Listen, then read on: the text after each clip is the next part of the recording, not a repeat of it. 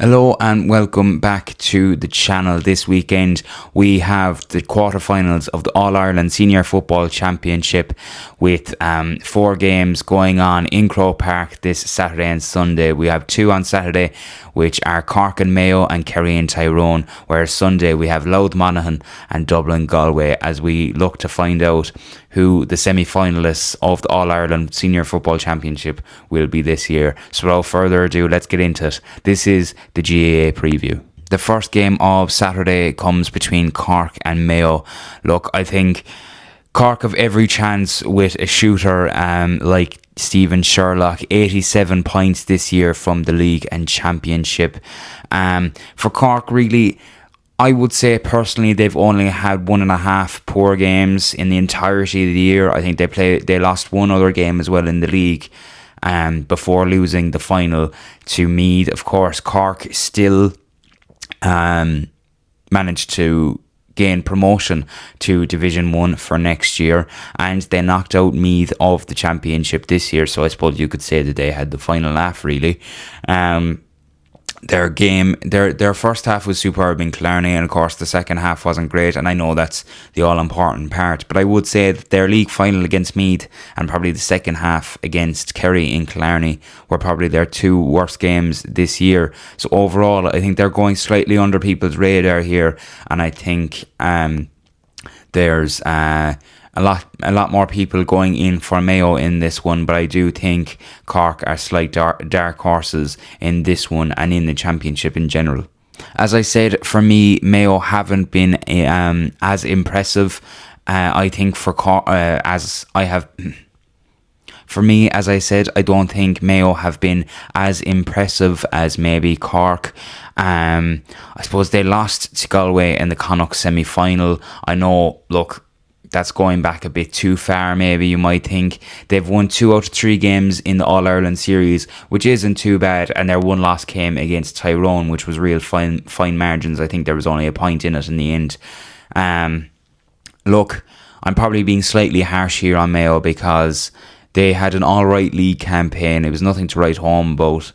And look, I think Kobe MacDonald has been superb, and he'll obviously won't want his time with Mayo to come to an end too abruptly before he goes to Australia. So look, I think the game, in my opinion, is down to who is going to keep their star forwards on lock. Are Cork going to be able to deal with Kobe MacDonald, and are Mayo going to be able to deal with Stephen Sherlock? For me, I find it slightly harder of a task to deal with Stephen Sherlock.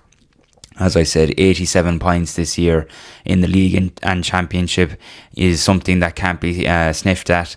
And I don't know, I genuinely see Cork going through to the semi-final this weekend. Then the second game on Saturday is between Kerry and Tyrone.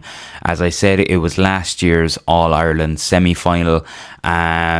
Look, I think the loss for Kerry against Donegal was very reminiscent of the Meath loss last year in, I think, the last round of the round robin. Now, I've probably said that already this year, but I do think Kerry have come back strong.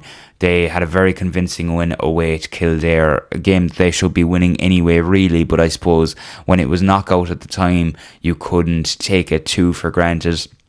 So they did what they needed to do there, and obviously they had an unbelievably convincing win as well then last Saturday against Armagh. Now, look, Tyrone have obviously had a bit more time to rest, so I think that could come into their favour slightly. For Kerry, in terms of injuries, Tom O'Sullivan seems to be the only one that's out, with Micheál Burns coming back in from his suspension from the Donegal game. So Kerry are back to fairly full strength, but I think it's been, 3 games in 3 weeks now for Kerry. We saw kind of what the kind of vigorous schedule did maybe to Donegal, where they just looked very leggy in the end of their game against Dublin last week. So it might come down to a stage of that for Kerry. I think Ethan Jordan, Owen McElhone, Darren McCurry, if you can keep them on lock from a Kerry perspective, I can't really see anything else but a Kerry win here.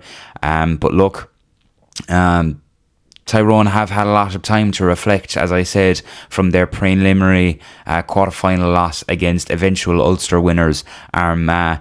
Since then, they've won both their games of the championship this year, so it's very hard to write them off either, but I think Kerry could just be too much for them on Saturday evening. The first game then on Sunday is between Louth and Monaghan. Look, Louth, I suppose, in a way, can count themselves very fortunate to be in this position, given what happened in the last few seconds of their game against Armagh, and obviously what happened with Ethan Rafferty. But look, they stayed on the heels of Armagh in the entirety of that game and never kind of went away too far behind them where there was a big gap in the scoreline. So in a way as well, they probably deserve to be where they are. I think they need Sam Mulroy to be at their best if they are to beat Monaghan this weekend. Obviously, he got that decisive goal against Armagh just a couple of short weeks ago. Look, Monaghan are in form, so it's going to take a lot, I think, for Louth to get past them. I know it sounds mental really to kind of say that Monaghan are in form, but before we go into Monaghan, we'll still have another look at Louth. Louth's last appearance at Croke Park was just a very short month ago when they had that superb victory against Dublin where they won by 3, and I think that experience in Croke Park will mean a lot to them. Obviously they were last year's Leinster winners as well, so they're going to want to put on another performance in Croke Park, which they have done a lot recently, and hopefully they might be able to do it on Sunday. Going in then to Monaghan, as I said, I think despite losing every game of the league in Division 1 and then being relegated to Division 2, I do find it slightly bonkers that they have won every game of the championship so far this year, the kind of latter stages of the championship. The only game in championship they've lost was the extra time loss to Armagh in the Ulster final. But they've knocked out the Leinster champions, they've knocked out the Connacht champions, and now on Sunday they'll look to knock out last year's Leinster champions in Louth. So look, it's unknown if Rory Beggan is going to be fit for the game. I think it's going to be very important. It's going to be very important in the overall grand scheme of the game if he's fit or not. If he's fit, they have all the chance in the world of going through. But if he's not fit, he scored 6 points last week against Westmeath. I think if he's not fit, it will be a massive kick in the teeth for Monaghan. So for my prediction really for that game is going to be more so that, as I said, it is going to ride on that. If Rory Beggan plays, I think Monaghan will win. If Rory Beggan doesn't play, Louth will win. Very fine margins in that first game on Sunday in Croke Park. Then the fourth and final game of the quarter-finals sees Dublin take on Galway. Dublin, despite what is probably going to go down in the history, I suppose up until now, as a poor enough season by their standards, find themselves in an All-Ireland quarter-final. It's just typical of the Dubs, isn't it? They just won't go away.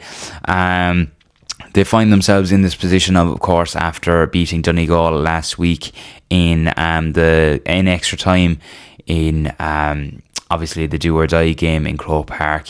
Look, I think if you knock out, which look, I said it I think in my review of last weekend, if you knock out the favourites, I think there's every chance in the world for you to go and knock out another favourite in Galway. After losing to Louth when they played Cavan, then I kind of said Dublin's year is over. I actually fully expected Cavan to... Well, I didn't fully expect it, but I said I wouldn't be surprised if Cavan knocked them out. But they didn't, and they've come back stronger. I'll hold my hands up. And there's still a lot of fight in their old dogs yet. All the same, I know I've given them a lot of praise in the last couple of minutes there, but I wouldn't be overly impressed with Dublin as well. I think they kicked at least 11 wides against Donegal last week, and I think if you face the likes of a Kerry, a even a Mayo, or as I said, even a Galway for that matter. If you kick 11 wides against Galway, they will punish you, and I think that's something that Dublin will want to get out of their system fairly quickly. I think most of the training that Ger Brennan would have had his team on this week would have been kicking practice in kind of tough situations. But even a lot of the wides they did kick weren't even in tough situations. They actually seemed to be looking too much to go too far in towards the goal and maybe give themselves a clear opportunity of a point instead of maybe just taking a shot on from maybe 10 or 15 yards back.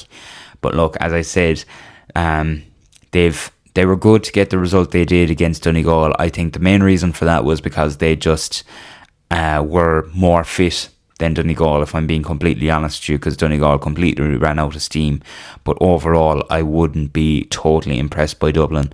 Knowing me now, Dublin will go on to win the All-Ireland this year. So, but then as for Galway, another team that I haven't been overly impressed with this year, really.